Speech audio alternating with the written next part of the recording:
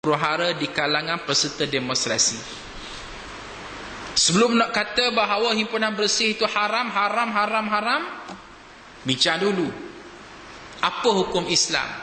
Pihak yang berkuasa yang mencipta provokasi sehingga tercetusnya satu kekacauan. Saya tak pasti tuan-tuan dan puan-puan pernah terlibat ataupun tidak dengan demonstrasi bersih ni. Pakai baju warna apa? Kuning. Kalau tuan-tuan terlibat secara langsung daripada yang pertama sampai ketiga, sebelum provokasi pihak polis, aman saja. Mereka berhimpun, mereka berarak, mereka mengeluarkan slogan-slogan mereka. Bila mulanya berlaku kekacauan pada demonstrasi bersih, bila datangnya gas pemedih rata, bila datangnya tindakan ganas daripada pihak FRU, maknanya apabila ia dicetuskan dengan satu provokasi daripada pihak polis. Jadi sebelum nak kata demonstrasi itu haram, mencetuskan huru-hara, hukumkan dulu apa hukum mereka yang mencipta provokasi. Halalkah? Oh, kenapa sehingga hari ini tidak ada hukum tersebut? Hilang begitu saja. Tak ada fatwa, tak ada pandangan.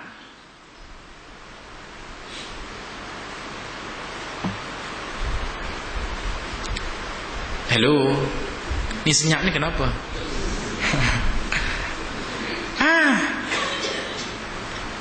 Tak boleh makan sebelah macam tu, tak adil. Kita kena ingat, rakyat Malaysia hari ini bukan lagi bodoh, cerdik. Orang awam pun cerdik, orang agamawan pun cerdik. Jangan kamu fikir mentang-mentang kamu mufti, mentang-mentang kamu ni anggota Majlis Fatwa Kebangsaan, kamu seorang yang reti agama. Aku pun reti agama. Bodoh-bodoh saya pun adalah PhD agama. Bodoh-bodoh saya lah Doktor Falsafah Islam.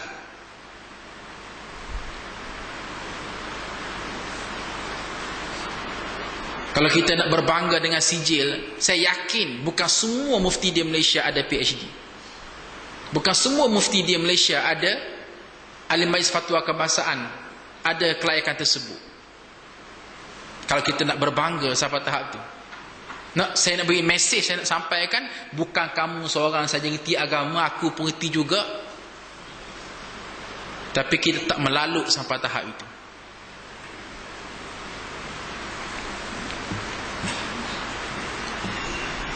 Yang keempat, boleh ikut lagi ya. Ini macam tak bernafas belaka ni. Yang keempat, apa pula hukum pihak berkuasa yang menyuraikan himpunan aman dengan menggunakan gas pemedih mata dan pacutan air yang menyakitkan peserta yang bertangan kosong? Kenapa fatwa ini tak dikeluarkan? Kenapa hukum ini tak dikeluarkan? Hanya ambil satu yang tadi, iaitulah himpunan haram bersih. Tuan-tuan dan puan-puan sekalian, adalah dibangkitkan sebagai nak counter kepada statement saya ini, iaitu yang jadi masalah kerana berlakunya huru-hara. Huru-hara saya sebut tadi, jawapan dia kerana ada provokasi. Jadi harus diletakkan hukum. Apa hukum mereka yang mencipta provokasi? Kalau tidak ada provokasi, insya-Allah tak akan berlaku huru-hara. Buktinya apa? Buktinya senang saja. 2 hari lepas, Perhimpunan Merah di Stadium Bukit Jalil, semua hadir. Perdana Menteri hadir, timbalan Perdana Menteri hadir, mantan-mantan Perdana Menteri hadir, Menteri Kabinet hadir. Sempena ulang tahun yang ke-66 Parti Keris. Apakah berlaku huru-hara? Tak berlaku huru-hara. Kenapa? Kerana tidak ada provokasi. Dan seminggu sebelum itu bagaimana Perdana Menteri pergi ke Gua Musang, buat himpunan rakyat yang terang-terang menyeru rakyat Kelantan, wahai rakyat Kelantan, mesti kembali kepada BN, mesti jatuhkan kerajaan Kelantan ada sekarang. Terang-terang keluarkan statement nak mengguling kerajaan. Berlaku tak provokasi? Berlaku tak kekacauan? Tak berlaku. Sebab apa? Sebab tidak ada provokasi. Tapi kenapa tiba-tiba bila pembangkang buat perhimpunan dengan adanya provokasi, memang itulah berlakunya huru-hara. Tapi bagi orang yang faqih dalam soal fiqh, jangan melihat kepada huru-haranya, lihat kepada siapa yang mencipta huru-hara. Di situ jatuhkan hukum. Benda yang basic sangat. Okey. Yang kelima, apakah hukum peserta yang melakukan kekacauan dan rusuhan? Kita berlaku adil dalam bab ini. Kita tak nafi ada di kalangan peserta demonstrasi yang nawaitunya tak baik, sengaja mencipta rusuhan, sengaja mencipta provokasi. Di situ keluarkan hukum. Katakanlah 300,000 keluar demonstrasi, 10 orang yang buat kekacauan. Ayuh, hukumkan untuk 10 orang tu. Jangan angkat bawang dengan 300,000. Itu tidak adil. Bahkan entah-entah yang 10 orang tu sila akhirnya SB.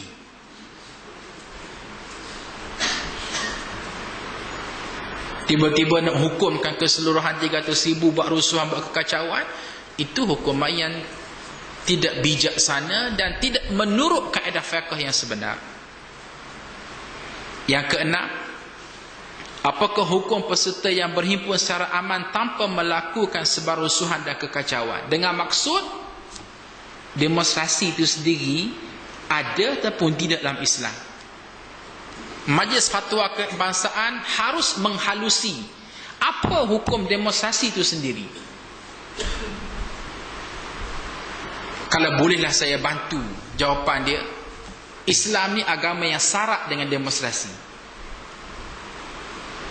Paling-paling tidak 5 kali sehari demonstrasi. Namanya salat berjamaah. Pagi tadi Bilal azan, hayya 'alas salah. Bilal azan, as-salatu khairum minan naum. Keluar daripada rumah masing-masing. Kita tak nampak demonstrasi pagi tadi sebab apa? Sebab tak ramai yang keluar subuh. Cuba bayangkan kalau semua rumah yang ada di sekitar Surau Ubudiah ni keluar belaka. Lain macam tu. Macam ada satu demonstrasi besar-besaran. Seharusnya begitu. Bukan sekali, 5 kali sehari. Islam buat penganjuran demonstrasi, tunjuk rasa. Subuh, zuhur, asar, maghrib, isyak. Kemudian ada pula dengan skala yang lebih besar, sekali seminggu, hari Jumaat, demonstrasi. Aman. Ada pula yang 2 kali setahun, hari raya puasa, hari raya haji.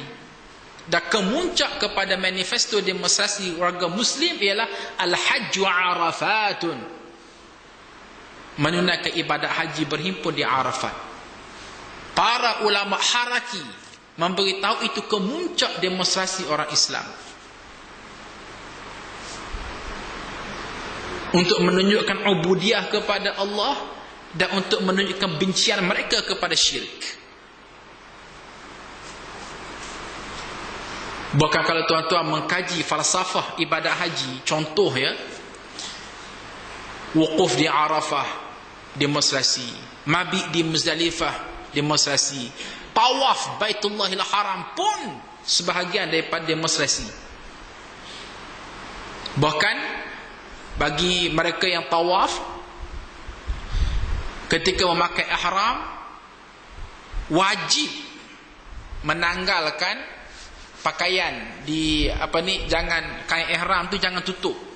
Bahkan kena belik-belik badan, mesti buka bahu sebelah kanan. Kenapa orang yang menunaikan umrah ataupun haji, ketika tawaf Baitullahil Haram buat demonstrasi itu, wajib dia kena tunjukkan kepala bahu sebelah kanan. Ulama menyebut kerana bahagian yang betul-betul bersetentangan dengan Al-Hajarul Aswad, hujung sekali kat lampu hijau tu. Pada mereka yang haji umrah, nampak gambaran ini, di situlah terletaknya Darun Nadwah, parlimen tempat Abu Jahal bersidang. Di situlah Darun Nadwah, tempat mereka bersidang, tempat mereka berbincang macam mana cara nak merosakkan orang Islam, macam mana nak membunuh Nabi Muhammad, macam mana nak menghancurkan dakwah Nabi. Jadi sengaja orang Islam bila tawaf kena buka kepala bahu ni, sebab apa? Nak tunjuk kekuatan orang Islam. Hei orang kafir ni, tengok aku gedebe ni kepala bahu aku tunjuk ni. Nak tengok sipu setara mana, nak tengok buorak setara mana, tengoklah ni. Nampak kan? Nak beritahu setara tu Islam membuat pengajuan demonstrasi. Jadi ini juga harus diambil kira hukum. Dan yang ketujuh, yang terakhirnya ialah, apakah hukum Islam terhadap kekasaran pihak berkuasa yang memukul, menterajang dan menumbuk para peserta demonstrasi yang tidak merusuh dan melakukan apa-apa kesalahan syarak seperti yang terdapat. Tuan-tuan dan puan-puan yang dirahmati Allah sekalian, itulah dia 7 perkara yang harus disurvey oleh ahli Majlis Fatwa Kebangsaan terlebih dahulu sebelum nak memfatwakan demonstrasi bersih 3 ini halal ataupun haram.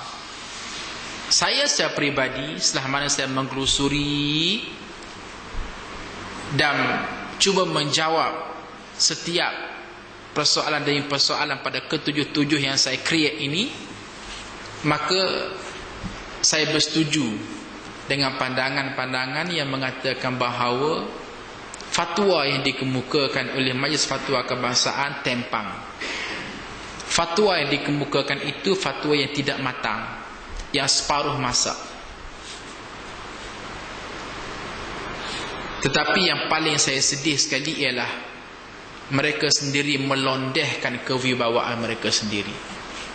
Tak pernah ada, tuan-tuan dan puan-puan, fatwa Majlis Fatwa Kebangsaan tiba-tiba rakyat Malaysia tak respect. Yang ada semua orang respect saja. Hatta tak kala mana mereka mengfatwakan perkara-perkara yang bercanggah dengan kehendak masyarakat. Contoh, fatwa rokok itu haram. Biarpun fatwa tak digazet untuk dikuat kuasa, tapi kalau kita lihat bagaimana setengah masjid surau letak saja signboard mengatakan bagaimana Majlis Fatwa Kebangsaan mengharamkan rokok gini. Hatta yang isap rokok pun respect. Oh, itu dia haram. Saya lihat indah dia. Pertama kali fatwa yang dikeluarkan mendapat bantahan secara besar-besaran oleh orang awam, oleh orang agamawan, yang akhir sekali menjadikan fatwa kebangsaan sebagai kera sumbang. Saya kesian sebenarnya. Saya kesian dengan ashabus samahah yang ada. Saya kesian dengan ashabul afadil yang ada, yang menganggoti Majlis Fatwa Kebangsaan. Hilang asyaukah, credibility. Hilang kewibawaan. Orang boleh mempermain-mainkan, boleh memperlekeh-lekehkan. Saya sebagai orang agamawan juga terasa menjiwai, kesiannya, kamu ada ilmu, aku ada ilmu. Aku rasa bagaimana kalaulah aku keluar fatwa, tiba-tiba kamu tak respect. Saya terasa. Tapi apakah daya? Inilah natijah apabila kita tak tahulah apa yang ada kepala mereka terlebih dahulu. Kita bukan nak mereka mengfatwakan ikut selera kita, tak. Kita nak mereka fatwa secara jujur. Itu saja.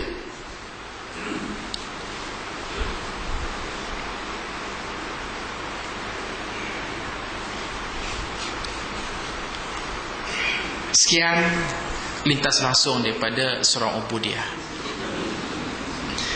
Baik, jadi hak saya nak sebut dah habislah. Buat stres ni. Jadi sebelum kita tutup, ada siapa yang nak timbulkan persoalan, silakan. Tak puas hati ke, nak beri pandangan ke, silakan. Kita bincang secara akademik. Dan saya bawa tajuk agak heavy ini sebab saya yakin tuan-tuan dan perempuan ni orang yang dah lama belajar agama dan sudah sampai ke satu maqam boleh berbincang tajuk yang berat ni. Ada bangkangan, silakan. Silakan.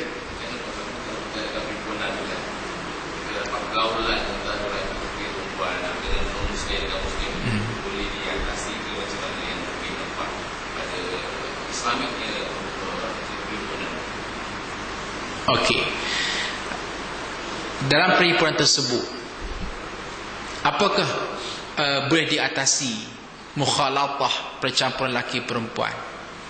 Kalau kita nak bercakap soal kekurangan yang ada pada demonstrasi itu, memang kita akan boleh kreatkan beberapa kepincangan-kepincangan yang ada. Yang pertama, kemungkinan berlakunya mukhalatah. Yang kedua, kita bimbang kuk-kuk mereka demonstrasi itu pernah demonstrasi tak salat zuhur, tak salat asar. Jadi itu antara kebimbangan-kebimbangan yang ada di sekitar demonstrasi. Tapi tetap tidak menghalang untuk mereka membuat demonstrasi. Kerana apa? Kerana untuk menyelesaikan mudarat yang lebih besar. Apa dia mudarat lebih besar? Iaitulah rosaknya amanah rakyat dalam pilihan raya. Maka bila bertembung mudarat besar dengan mudarat yang kecil, mudarat besar, mudarat kecil terpaksa dimulgha seketika, namun perlu kepada penambahbaikan demi untuk menyelesaikan mudarat yang besar. Baik, mungkin teori sangat saya bercakap, itu juga sebahagian daripada qawaid fiqhiyah. Kalau saya boleh praktikalkan begini. Seorang yang dikenal pasti diabetes, kencing manis. Doktor akhir sekali buat pengesahan, okey akak, abang, oleh kerana akak ni dah teruk sangat kencing manis, maka demi nak menyelamatkan akak supaya terus boleh survive hidup, maka terpaksalah kami potong kaki akak ni. Potong kaki mudarat, tapi mudarat lain kalau lah meninggal dunia, maka dikorbankan seketika. Namun kalau boleh repair lah. Demikian juga dalam hal ini. Saya yakin kalau lah orang kata ditatang penganjuran tersebut oleh pihak berkuasa untuk menjadikan ia lebih harmoni, insya-Allah orang kata keadaan akan menjadi lebih terurus. Tapi itu bukan satu argumentasi untuk tidak membuat demonstrasi. Wallahu a'lam.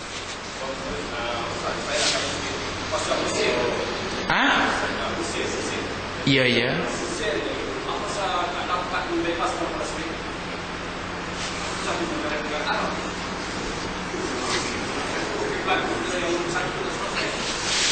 Soalan, kenapa Mesir tak boleh membebaskan Palestin? Sebelum saya respon kepada soalan tuan, okey, dataran Tahrir ni cerita masih lagi demonstrasi ni. Dataran Tahrir yang menjadi tempat perhimpunan umat Islam untuk menggulingkan rejim Hosni Mubarak yang akhirnya berjaya digulingkan. Apa fatwa Yusuf Qaradawi kata? Hebat. Pertama sekali, wajib orang Islam turun ke dataran Tahrir untuk menggulingkan Hosni Mubarak. Kedua, sesiapa yang mati dalam demonstrasi tersebut, dia adalah mati syahid. Saya tak pasti mana lebih hebat, pengusi Majlis Fatwa Kebangsaan atau Profesor Dr. Yusuf Qaradawi. yang menjadi presiden kepada Majlis Ulama Sedunia. Lu fikirlah sendiri. Berkenaan dengan kenapa Mesir gagal untuk untuk membebaskan Palestin. Pertama sekali, tanggungjawab membebaskan Palestin bukan hanya terletak pada Mesir, tetapi itu adalah tanggungjawab kepada semua umat Islam, khasnya yang berada di sekitar Palestin. Dan satu maksah, satu kemalangan sebenarnya dalam keadaan Palestin yang dikelilingi oleh negara Arab. Yahudi 4 juta jadi Palestin, banding dengan 600 juta umat Islam di sekitar Timur Tengah itu. Dubai, Bahrain, Qatar, Kuwait, Jordan, Lebanon, Syria, Mesir. Tiba-tiba mereka gagal untuk membebaskan umat Islam di Palestin. Ya, pada satu sudut mereka bertanggungjawab di hadapan Allah Subhanahu wa taala. Adapun kita yang jauh-jauh ni, paling-paling minima yang kita boleh buat untuk membebaskan Palestin ialah berdoa kepada Allah Subhanahu wa taala dan memberikan sumbangan keuangan. Dan harus diingat, selagi mana umat Islam tidak berjuang atas nama Islam, berjuang atas nama asabiyah, qaumiyah, perkauman, selama itulah bumi Palestin tak akan dapat dibebaskan. Dan inilah puncanya. Pertama sekali, bagaimana pemimpin-pemimpin Arab melihat isu Palestin adalah isu tempatan. Itulah isu kamu, warga Palestin. So kamu sepandai-pandai selesailah. Aku Jordan, jaga Jordan. Aku Mesir, jaga Mesir. Aku Lebanon, jaga Lebanon. Dia tak melihat dengan skala yang besar. Itu adalah isu ummah. Itu adalah isu umat Islam.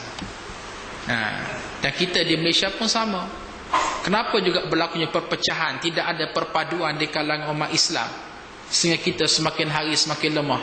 Puncanya kerana kita meniup semangat asabiyah, qaumiyah, perkauman, nasionalis, tidak kembali kepada Islam. Wallahu a'lam.